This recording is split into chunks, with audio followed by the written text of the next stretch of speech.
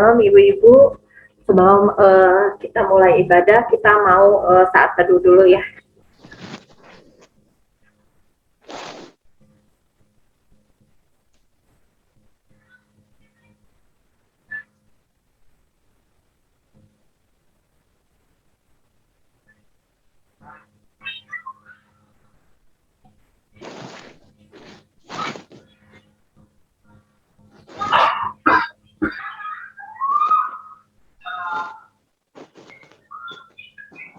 Saat teduh selesai.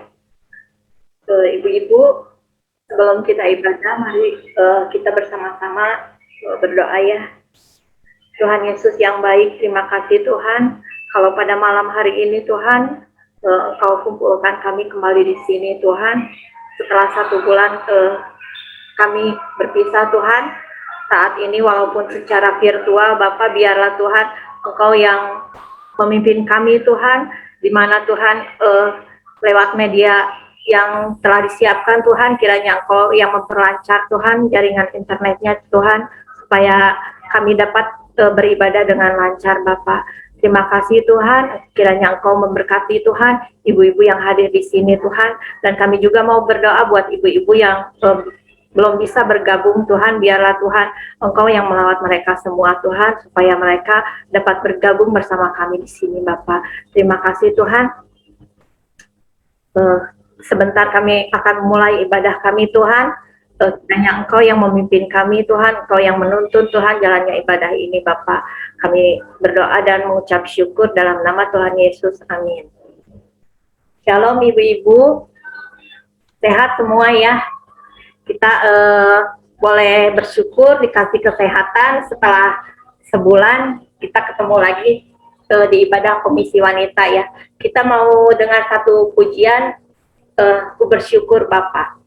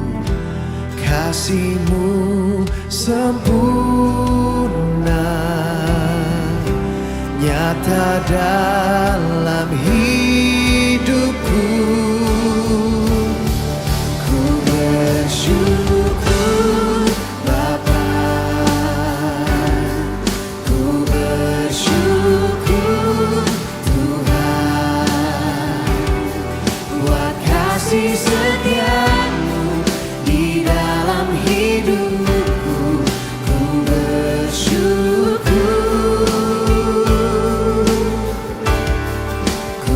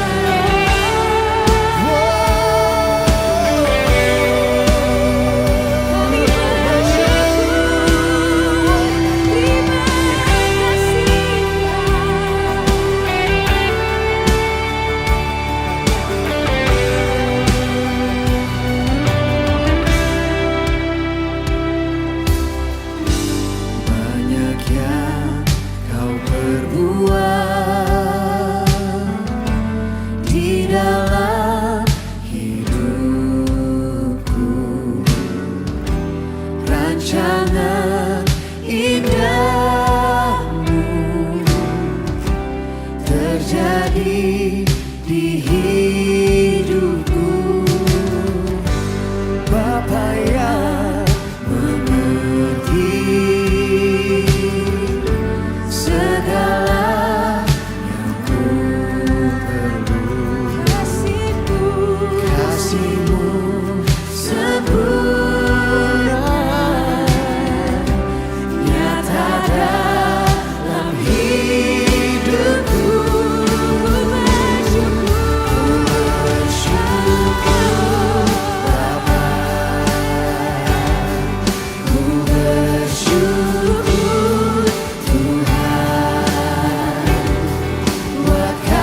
Setiamu di dalam hidupku, ku bersyukur. Ku bersyukur Bapa, ku bersyukur Tuhan, ku bersyukur Tuhan, buat kasih setiamu di dalam hidupku.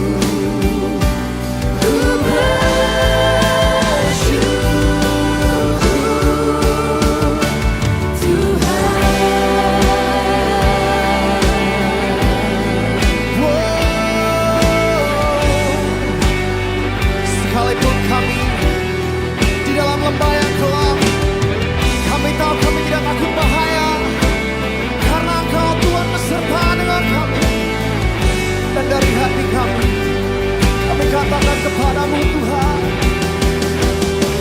tak ada lembah kelam yang tak ku lewati tanpa hadir-Mu.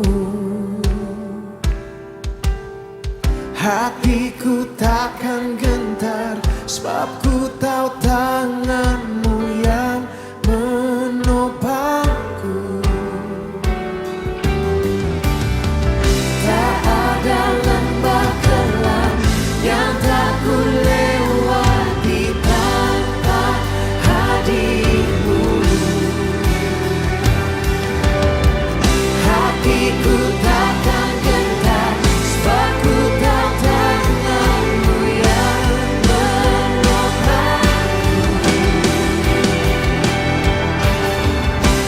Kaulah Yesus, Kaulah Tuhan, hanya Kau ku percaya. Kaulah Yesus, Kaulah Tuhan, harapan hidupku.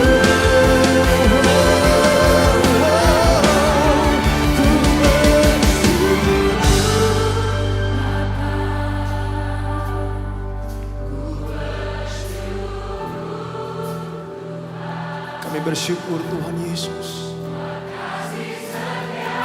kebaikan-Mu tidak pernah habis-habisnya Tuhan.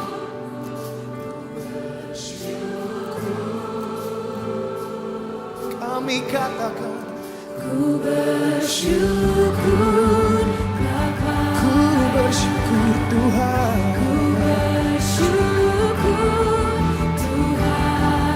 Amin. Buat kasih setiamu di dalam hidupku, ku bersyukur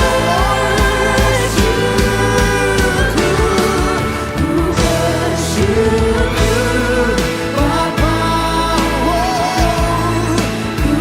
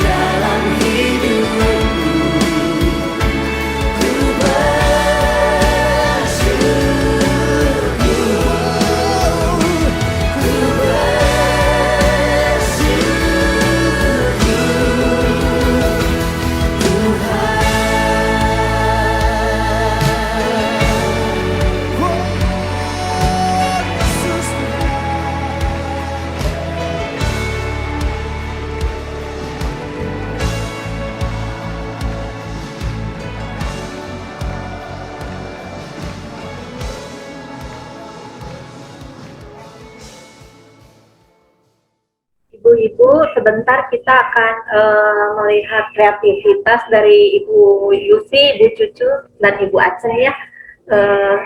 Kreativitas hari ini apa ya, Bu Yusi? Bu Cucu mau masak apa hari ini? Nasi goreng sambal mata. Goreng sama mata ya, nanti bisa dilihat di YouTube ya kalau mau tahu resepnya ya. Bisa diputar.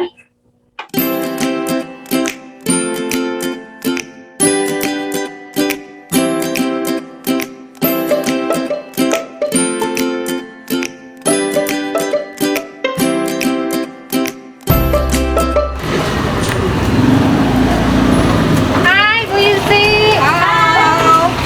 Siapa? Lagi ngapain Bu Yusi? Wow. Kita masak nggak usah Banyak beli. banget.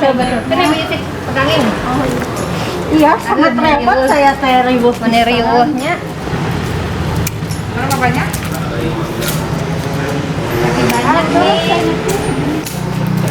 Dua biji aja. Bisa tiap jam? Bisa.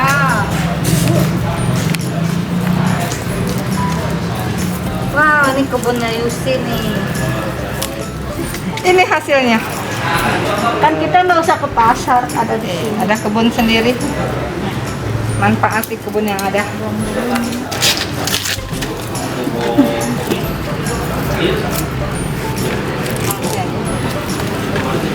Nah, udah semua bahannya. Udah masak sekarang. Selamat sore ibu-ibu cantik. Kali ini kita bertemu lagi di acara Kreativitas Food. Nah ibu-ibu cantik, kali ini kita akan membuat satu hidangan menu yang sangat mudah tapi berkelas. Kita akan memasak nasi goreng matang. Dan ini beberapa bahan-bahannya. Menu Indonesia banget ya Bu Yusi ya? Oh iya, tapi berkelas lah. Untuk nasi gorengnya bahannya ada telur kuning telur asin satu, kuning telur biasa satu, terus kuning putihnya dipisah. Putih telurnya. Ada wortel, daun bawang, buncis, jagung, sosis. Ini yang udah dipotong-potong sosisnya jadi begini. Terus ada bawang goreng buat atasnya.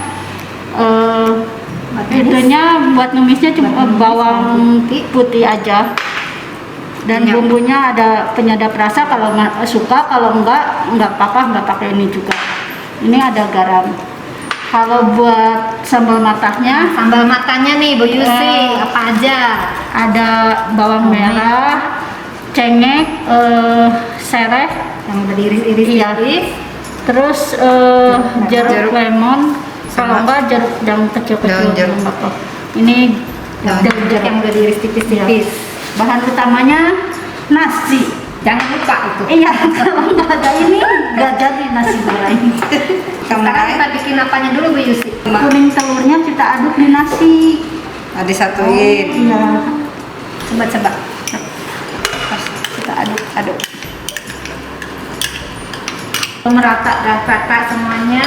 Kita mulai masak nasinya. Kita mulai. Masukkan minyaknya. Udah. Kita mulai masak nasi gorengnya. Sudah minyak. Ambil bawang putih. Bawang putih.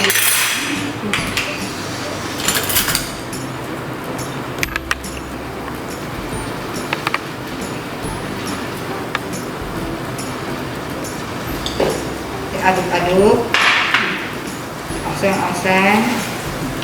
Udah wangi kita masukin. Udah harum tuh, udah kuning. Sosis. Sosisnya aduk. Terus telur putih. Balik. Telur putih telur.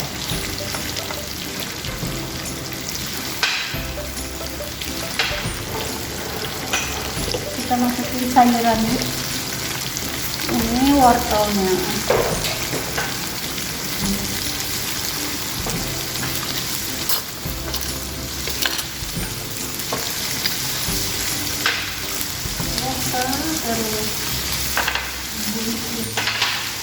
jagung dulu.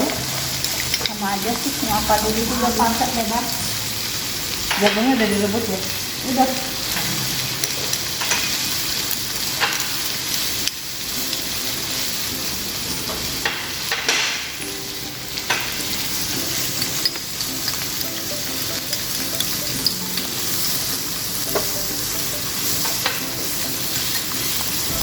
Bagus ya warnanya tuh. Ada kuning, ada hijau, ada oranye. Bagus-bagus warnanya tuh. Kita masukkan Kita masukin nasinya.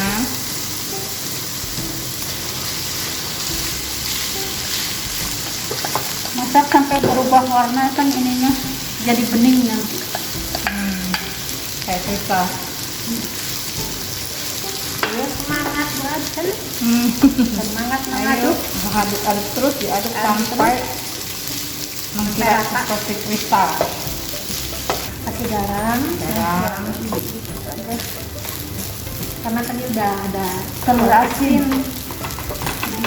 Kalau Sampai mau telur. pakai penyedap apa kalau enggak juga enggak apa-apa. Biar ada Sesuai selera. Semua sesuai selera.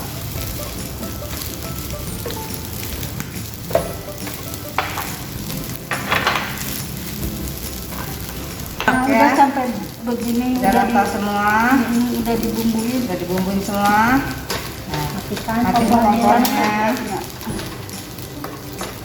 Tinggal bikin sambal matanya. Gitu Cuk, bikin sambal matah. Ayo. Ayo, Bang, bikin sambal matanya ini. Sekarang kita akan membuat sambal matahnya. Kita nyalain dulu kompor. Kemudian kita masukkan minyak kelapa ini. Minyak Kalau kelapa. istilahnya minyak letik semua aja. Semuanya. Ya. Semuanya kita masukkan.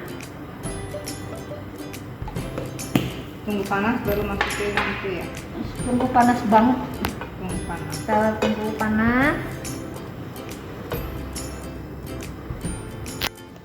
Nanti sampai panas banget, matiin apinya. Nanti kalau udah ada bunyi.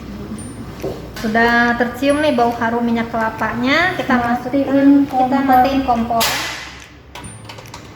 Kita masukkan semuanya. Masukin Tinggal semua. digoyang-goyang.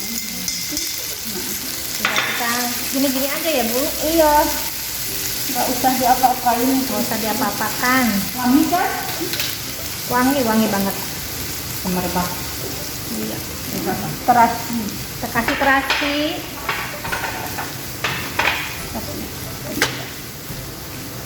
Udah kecium nih wanginya nih. Kasih royco sedikit. Biar gurih. Kita Kasih kita kasih jeruk, Kasih lemon. perasan jeruk lemon. asam. Wow, mantap. Mantap banget ini. Sudah selesai. Mantap jiwa ya. Mantap jiwa. Mantap jiwa.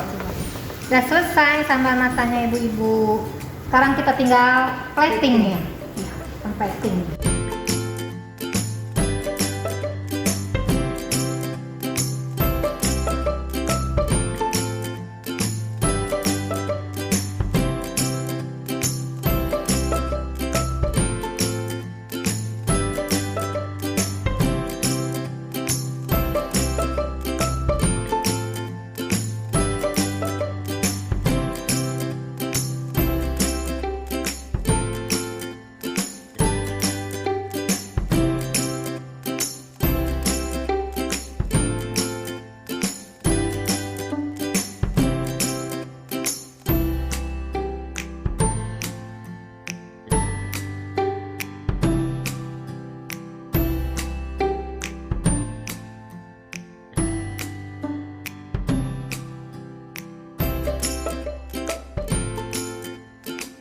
Nah, ibu-ibu sekarang sudah selesai.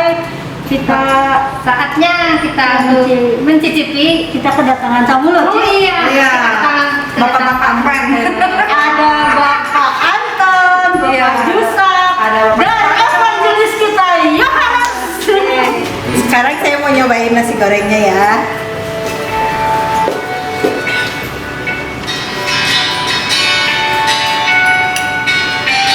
Gimana Bu Yuni? Apa itu? Apa itu? Apa itu? Enak.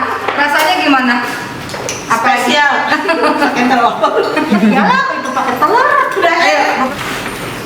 Wah, luar biasa ibu-ibu. Aromanya sebelum dicoba udah nyampe di mulut. Udah nyampe di mulut. Maknya sudah coba di mulut. Rasanya Makmusnya dicoba dulu ya, gimana rasanya? Ah.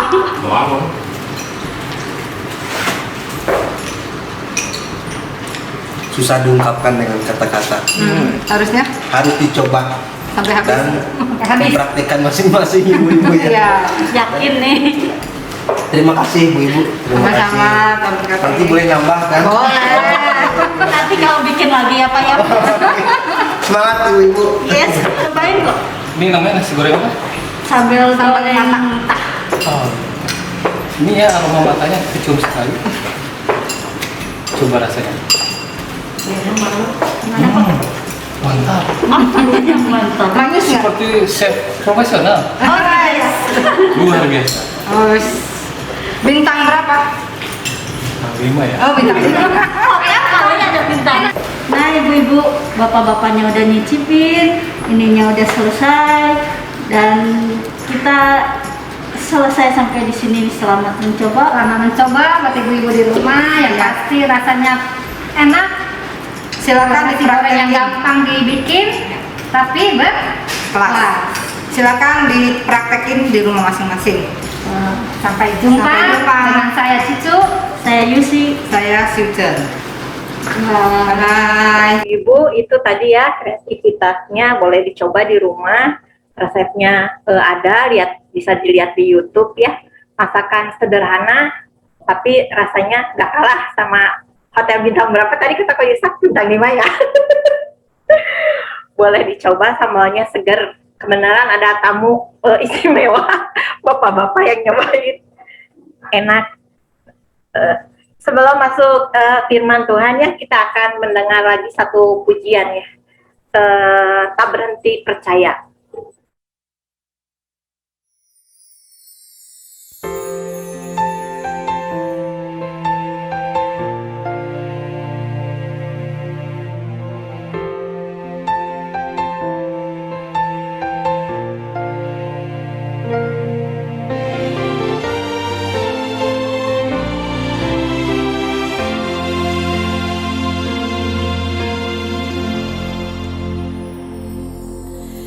Tak sekalipun melupakanku, kau menuntun langkahku.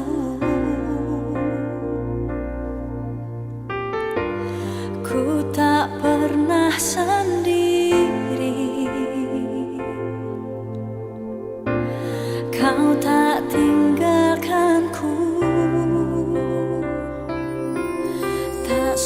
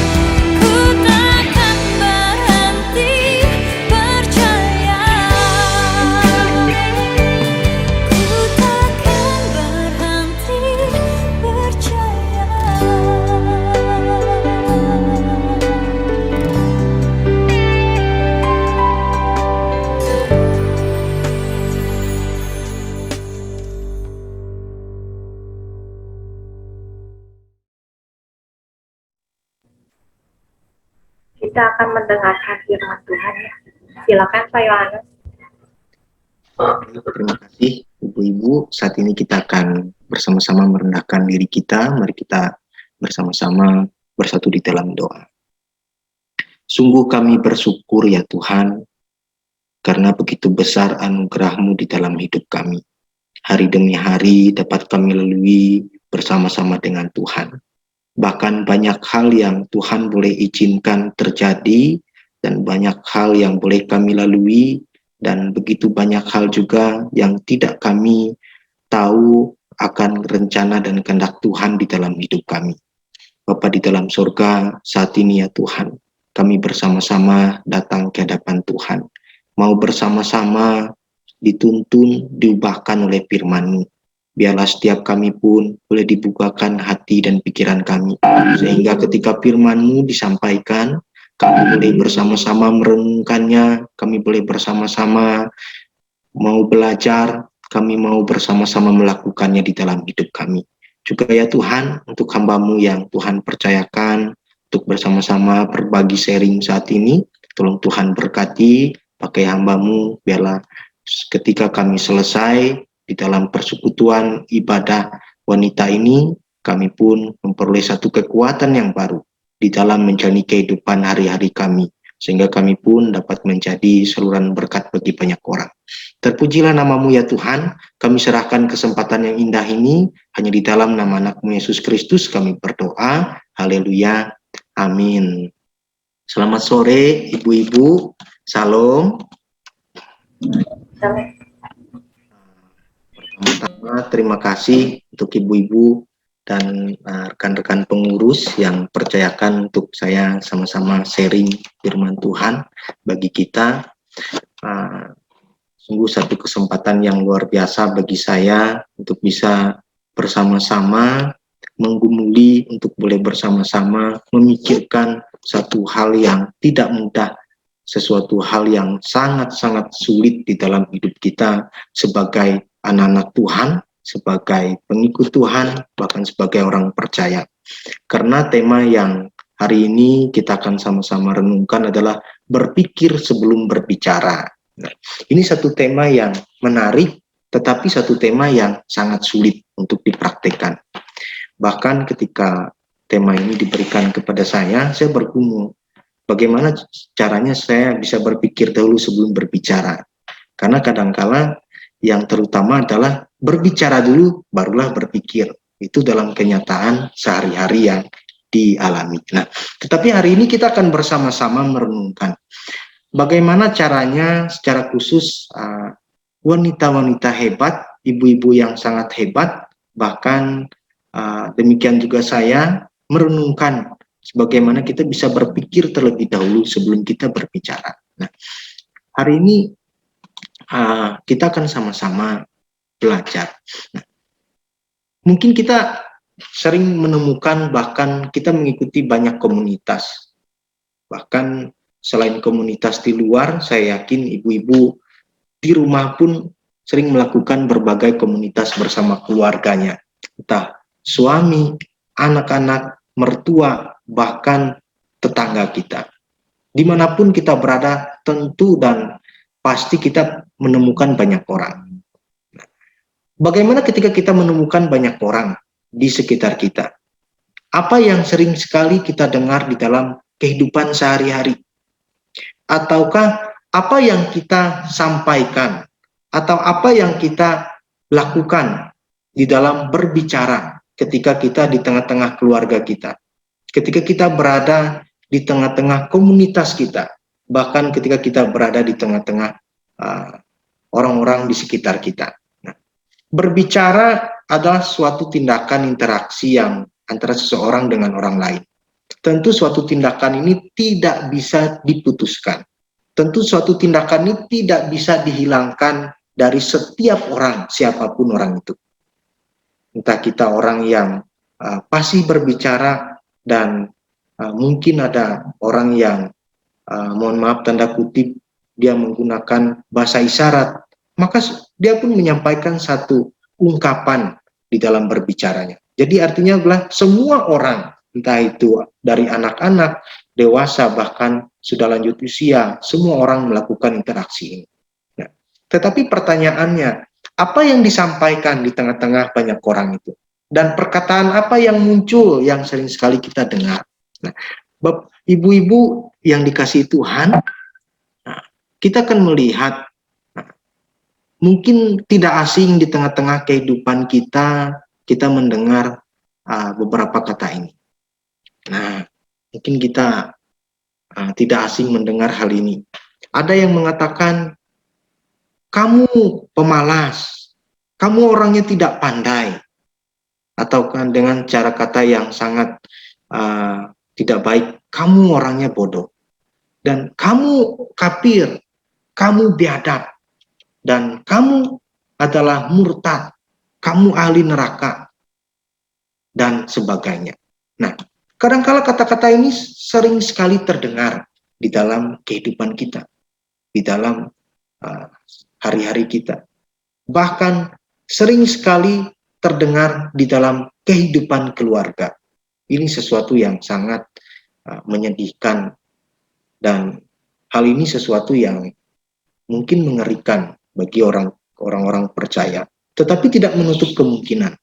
Saya pernah menemukan hal ini ketika ia menyampaikan kepada anaknya, kamu orangnya pemalas sekali, dia berkata begitu, kamu orangnya tidak pandai, dan sebagainya. Ini sesuatu kata-kata yang sering sekali kita jumpai. Nah, selain itu, ibu-ibu yang dikasihi Tuhan, ada juga yang mengatakan kepada suaminya dengan kata-kata yang tidak baik. Kalau di sini sebaliknya, suami yang berkata kepada istrinya. Dan hal itu juga tidak menutup kemungkinan ada istri yang berkata kepada suaminya, kok kamu orangnya peot, kok kamu orangnya tidak setampan seperti ini, dan sebagainya. Nah, ini kata-kata yang sangat-sangat sering sekali terjadi di dalam kehidupan sehari-hari. Dimanapun hal itu sering sekali terjadi. Dan ada juga yang mengatakan antara seorang bosnya dengan bawahannya, di mana menaruh pikirannya kalau bekerja yang benar. Nah, apakah kira-kira kata-kata ini adalah kata-kata yang wajar di dalam kehidupan kita? Apakah kata-kata ini adalah kata-kata yang sangat baik untuk kita ungkapkan bagi orang-orang di sekitar kita? Apakah kata-kata ini adalah kata-kata yang sesuatu yang dapat membuat orang lain merasakan sesuatu yang baik di dalam kehidupannya? Tetapi ibu-ibu jemaat dikasihi Tuhan, ternyata kata-kata ini adalah kata-kata yang sangat-sangat membuat orang lain terpukul, membuat orang lain hilang semangatnya, membuat orang lain tidak punya harapan. Ibu-ibu jemaat dikasihi Tuhan, ada pepatah yang mengatakan 5 kali kata-kata itu diulang kepada orang lain, maka kata-kata itu 50 tahun tidak akan hilang dari dalam kehidupan orang yang menerima itu. Nah, apa artinya ibu-ibu jemaat dikasihi Tuhan? Artinya kata-kata ini adalah sesuatu yang sangat mempunyai dampak yang sangat keras di dalam kehidupan setiap orang. Nah, tetapi bagaimana kenyataannya di dalam kehidupan kita? Nah, mungkin jika kita melihat ibu-ibu jemaat dikasihi Tuhan di dalam sebuah berita, atau dulu bisa searching di internet, saya menemukan data ini dari liputan 6 yang mengatakan begini, berapa banyak wanita berbicara? Ayo kita lihat. Dia mengatakan begini, 20.000 kata per hari, dia katakan. Tetapi kalau pria hanya 7.000 kata yang disampaikan. Nah, saya tidak tahu ibu-ibu ya, betul atau enggak, ini saya tidak tahu. Tapi kalau yang senyum-senyum mungkin bisa ya mungkin tahu lah. Tetapi saya tidak tahu ibu-ibu ya, ini bukan dari survei saya ya, tetapi ini dari liputan6.com yang mengatakan demikian. Dia mengatakan bahwa ibu-ibu berbicara mampu 20.000 per kata per hari. Wah, luar biasa ya. Saya tidak tahu ibu-ibu ya berbicara ke siapa dan apa yang disampaikan, saya tidak tahu itu ya. Tapi pria 7.000. Ya mungkin ada betul ada enggak ya, tapi tidak semua kita alami itu. Nah, Artinya kita itu mempunyai satu kesempatan yang sangat luas. Kita mempunyai satu kesempatan yang sangat lebar untuk kita menuangkan kata per kata di dalam hari-hari kita. Tetapi pertanyaannya, apakah yang kita sampaikan itu bermanfaat ataukah tidak bermanfaat bagi orang lain? Inilah sesuatu yang terpenting di dalam kehidupan kita. Seberapapun perkataan, kosakata yang kita keluarkan sehari-hari, itu sesuatu yang tidak menjadi masalah. Tetapi yang menjadi masalah terbesar adalah seberapa bermanfaatnya yang kita sampaikan, yang kita keluarkan. Ini yang perlu kita gumulkan bersama-sama. Mungkin kita pernah kemarin, ibu-ibu mungkin tahu ya, beberapa waktu yang lalu pada tanggal 16 Mei 2021 ini ada seorang yang mendadak viral di TikTok. Mungkin ibu-ibu tahu. Itu dia salah satu dari Lombok, ya, Lombok Barat. Ibu-ibu tahu apa yang membuat dia viral? Bukanlah satu hal talenta yang luar biasa, tetapi pria ini dikatakan menghina Palestina pada saat Palestina dengan Israel konflik beberapa pekan yang lalu. Dan di dalam konten yang dia sampaikan, ia menghina dan banyak orang yang mencaci makinya. Akhirnya ia ditangkap oleh polisi di Lombok Barat. Bahkan ia sempat meminta maaf, tetapi permintaan maafnya ditolak. Nah, dia mengatakan dia tidak ada maksud tertentu untuk mengatakan hal itu, hanya sebuah candaan. Tetapi apa yang terjadi? Ia mengalami hal yang buruk di dalam hidupnya, dia ditangkap oleh polisi dan dimasukkan ke dalam jeruji besi. Dan yang kedua, ibu-ibu yang dikasihi Tuhan, kalau kita melihat pada tanggal 16 bulan Desember 2020, ada ibu-ibu juga yang ditangkap. Dia adalah seorang ibu yang viral juga di TikTok, bahkan di beberapa media yang lainnya. Karena dia menyebut polisi itu dajjal pada saat Habib Rizik ditangkap. Nah, di sini ibu-ibu dikasih Tuhan, kita melihat bahwa perkataan itu terlihatnya sesuatu yang gampang diungkapkan, sesuatu yang bebas untuk disampaikan. Tetapi pengaruhnya sangat banyak sekali. Pengaruhnya begitu luas, bahkan membuat banyak orang menjadi marah. Nah, ibu-ibu jemaat dikasih Tuhan, kalau kita lihat di dalam Alkitab, dikatakan begini, hidup dan mati dikuasai lidah. Siapa suka memakannya akan memakan buahnya. Yang kedua adalah lidah pun adalah api. Ia merupakan suatu dunia kejahatan dan mengambil tempat di antara anggota-anggota tubuh kita sebagai sesuatu yang dapat menodai seluruh tubuh dan menyalakan roda kehidupan kita. Ketiga adalah di dalam banyak bicara pasti ada pelanggaran. Tetapi siapa yang menahan bibirnya berakal budi. Selain kita melihat di dalam kehidupan sehari-hari kita bahwa ketika mengungkapkan suatu perkataan itu adalah mempunyai dampak yang besar. Alkitab pun mengatakan hal demikian. Bahwa ada konsekuensi dari semua yang disampaikan.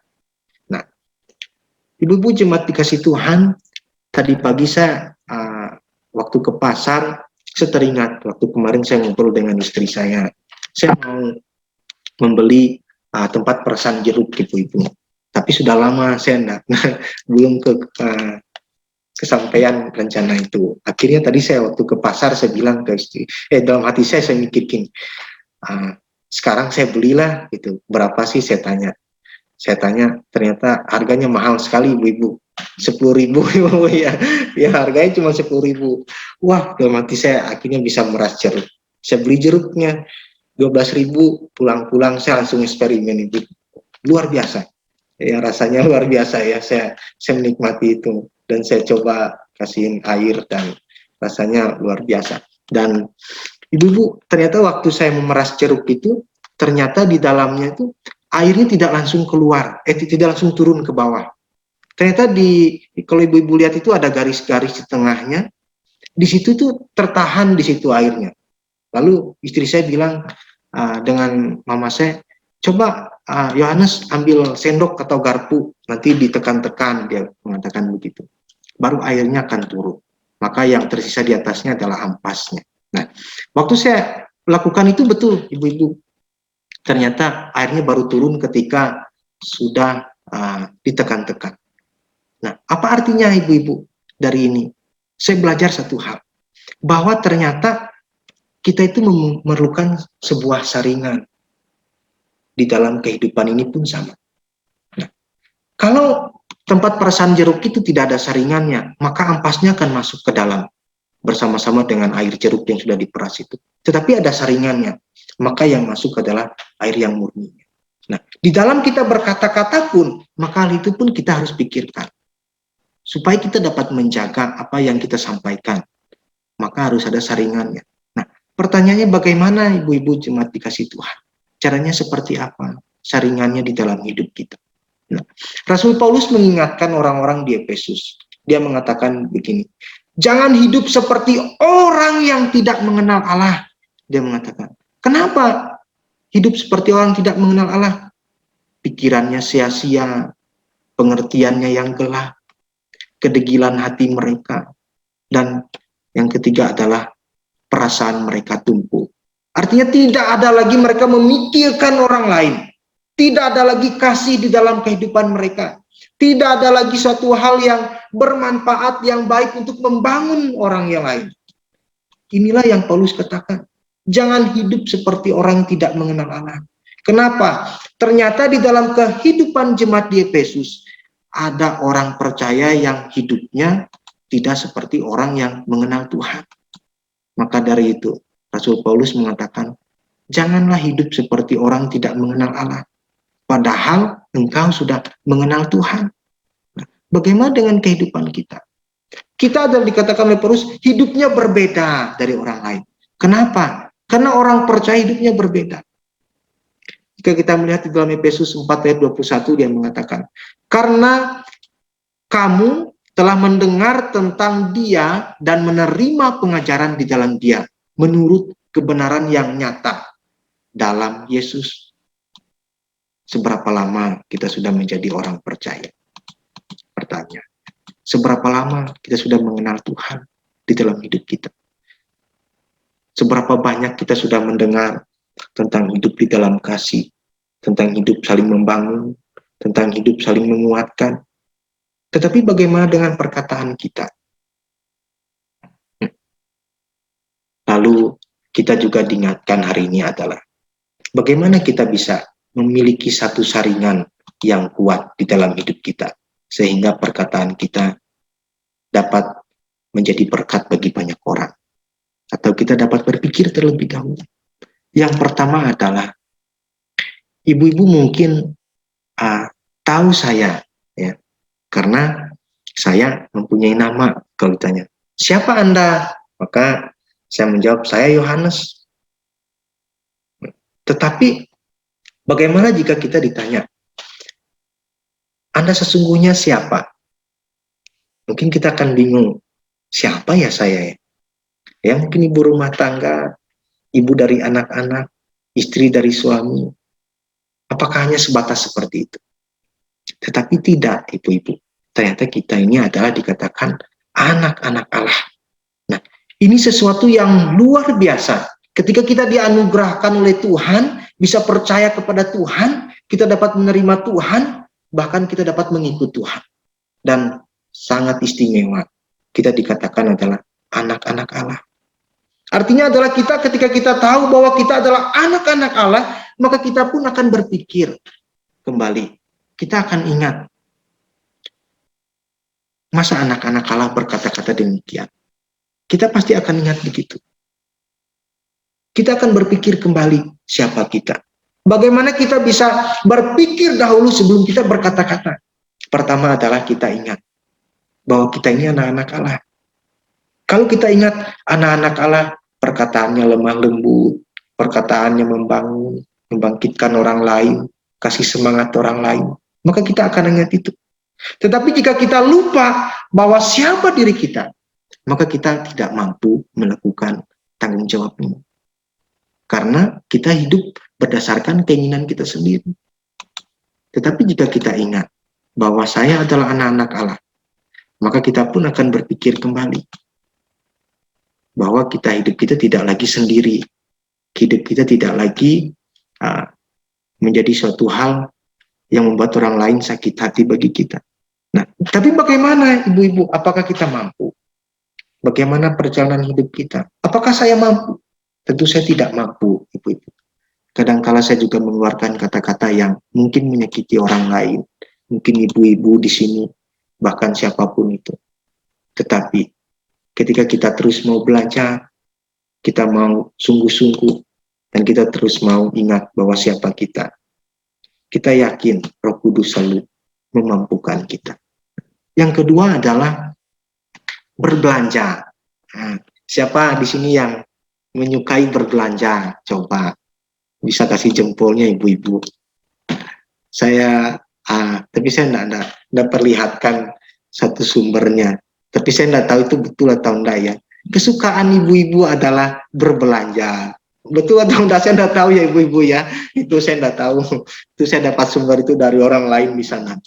Dia katakan, ibu-ibu itu akan senang kalau diajak belanja. Belanja baju, belanja sepatu, dan sebagainya. Nah, tapi ibu-ibu apa yang menarik dari ini? Dari berbelanja ini? Nah, kira-kira kalau ibu-ibu membeli sebuah baju baru, ketika ibu-ibu memakai baju itu, yang diharapkan ibu-ibu apa? Apakah sama seperti yang lama, ataukah berbeda? Boleh dibuka mic satu, saya mau dengar. Apakah yang diharapkan? Apakah sama seperti sebelum menggunakan baju itu, ataukah ada sesuatu yang berbeda? Silahkan ibu-ibu. Beda. Berbeda ya. Betul ibu-ibu. Kalau ibu-ibu membelikan baju, tapi kalau harapan ibu-ibu masih seperti yang lama, mending nggak usah beli baju ya ibu-ibu ya. Pakai aja baju yang lama. Ya. Nah, di dalam kehidupan pun begitu. Kita ini dikatakan mengenakan manusia baru kita. Artinya apa?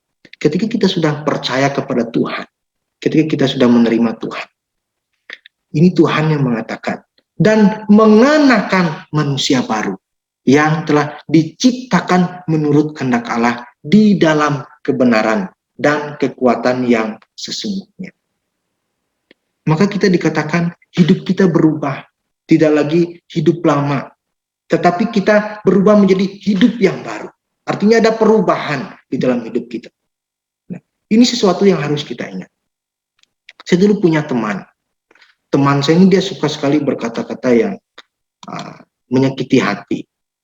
Bahkan dia tidak segan-segan mengeluarkan kebun binatangnya ketika berbicara kepada orang lain. Saya marah waktu itu sama dia.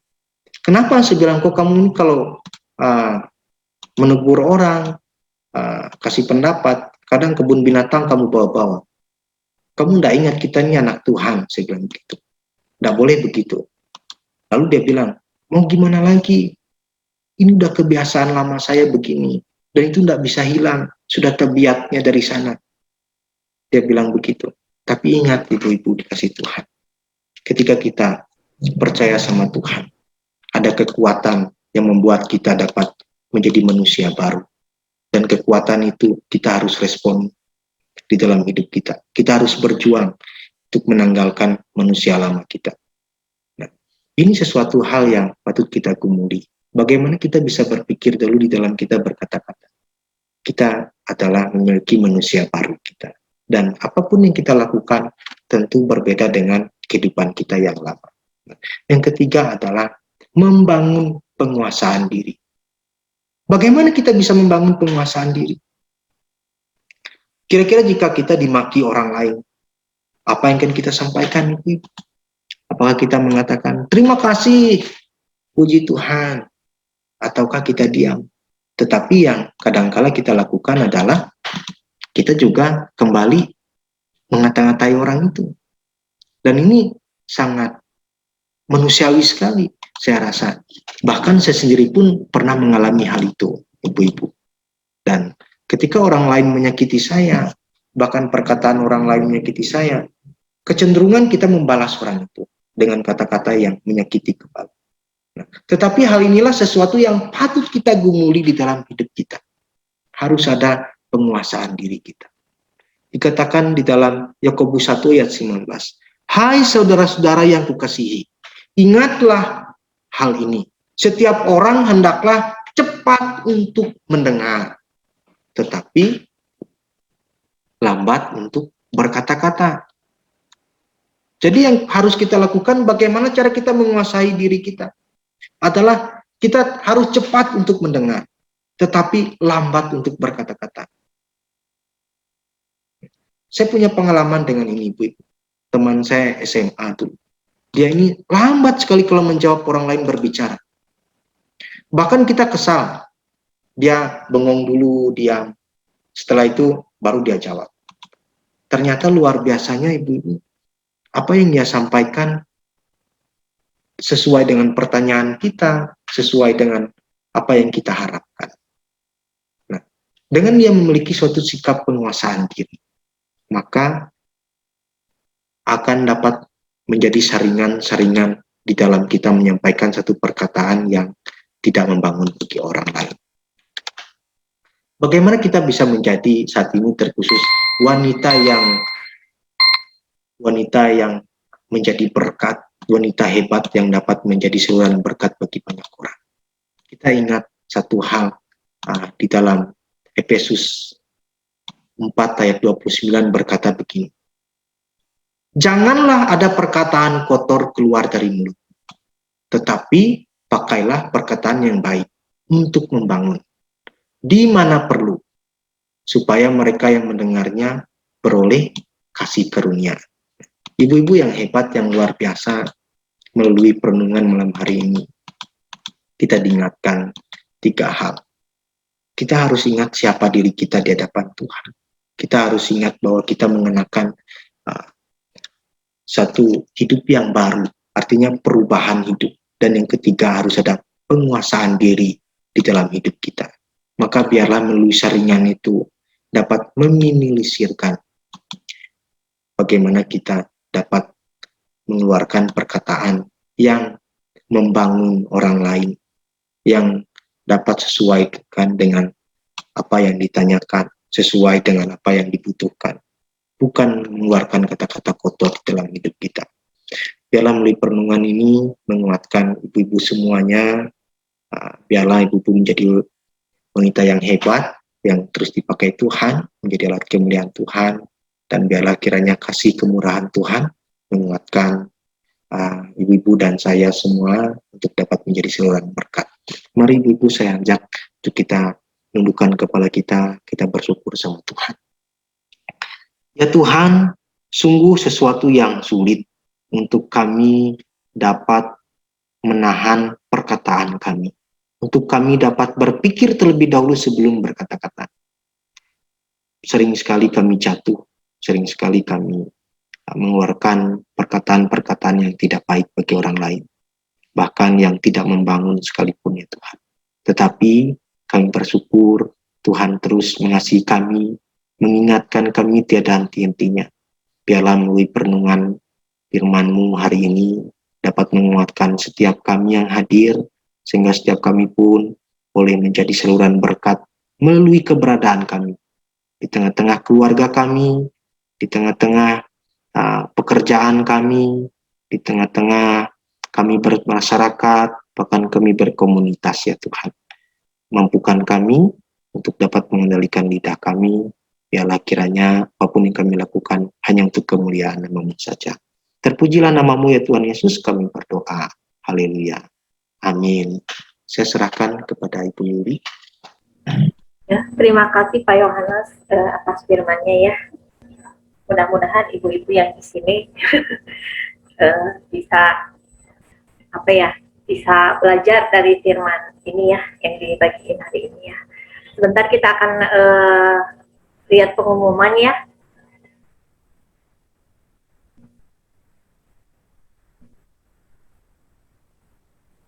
Ini ada itunya nggak? Pengumuman. Ada Ci, bentar ya Ci, saya ini dulu. Ya.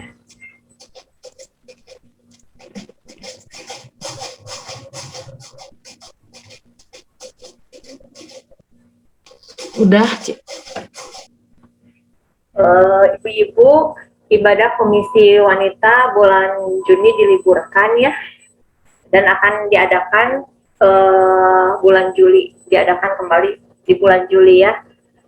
Doa Komisi Wanita tiap minggunya tetap berjalan seperti biasa melalui Zoom. Bagi ibu-ibu yang tergerak untuk memberikan persembahan, bisa dilihat ya, ada nomor rekeningnya atas nama Cilita ya. Terus ada pengumuman tambahan nggak, Ibu Ketuk? Nggak ada. Udah. Oh, oke. Ibu-ibu terima kasih ya buat kehadirannya pada malam hari ini. Kita akan tutup dalam doa, dan doa Bapak kami, Pak Yohanes, kita tutup dalam doa Bapak kami. Mari kita sama-sama kembali berdoa. Kembali kami datang ke hadapan-Mu ya Tuhan. Terima kasih untuk kesempatan malam hari ini kami boleh memuji Tuhan, bersatu, belajar firman-Mu, menaikkan setiap doa-doa kami dan pengharapan kami. Saat ini ya Tuhan, kami menyerahkan untuk seluruh setiap jemaat-Mu yang hadir saat ini. Tuhan yang tahu satu persatu pergumulan yang kami hadapi. Tuhan yang tahu persoalan yang sedang kami hadapi. Entah persoalan pekerjaan kami, persoalan di tengah-tengah keluarga kami, persoalan perekonomian kami, bahkan persoalan yang lainnya ya Tuhan. Dan kami hanya bisa berserah dan memohon akan kemurahan tuntunan Tuhan, sehingga hari-hari kami pun boleh memahami, mengerti langkah yang Tuhan kehendaki, sehingga kami pun dapat menyelesaikan setiap persoalan kami dengan baik dan mendapatkan jalan keluar yang baik ya Tuhan. Bapa di dalam surga, banyak hal yang menjadi kerinduan kami, tetapi biarlah kiranya apa yang Tuhan kehendaki, itulah yang terjadi di dalam hidup kami, sesuai dengan rencana-Mu. Terpujilah nama-Mu ya Tuhan. Kami akan akhiri persekutuan kami di dalam ibadah Komisi Wanita saat ini. Biarlah kiranya kasih setia, penyertaan dan peliharaan Tuhan senantiasa terus menyertai di dalam hari-hari kami. Bahkan ya Tuhan, jika sebentar lagi kami akan mengakhirinya, dan nanti kami akan melanjutkan aktivitas, dan nanti juga kami akan beristirahat. Tolong Tuhan berkati, dan juga ketika Tuhan mengizinkan kami besok pagi boleh bangun, biarlah ada satu kekuatan dan kesehatan yang baru, sehingga kami boleh bersyukur dan terus menjadi saluran berkat dimanapun Tuhan percayakan kami. Terpujilah nama-Mu ya Tuhan, dan kami akan akhiri doa kami dengan doa yang sudah Tuhan ajarkan bagi kami. Mari sama-sama kita katakan. Bapa kami yang ada di surga, dikuduskanlah nama-Mu, datanglah kerajaan-Mu, jadilah kehendak-Mu di bumi seperti di surga. Pada hari ini,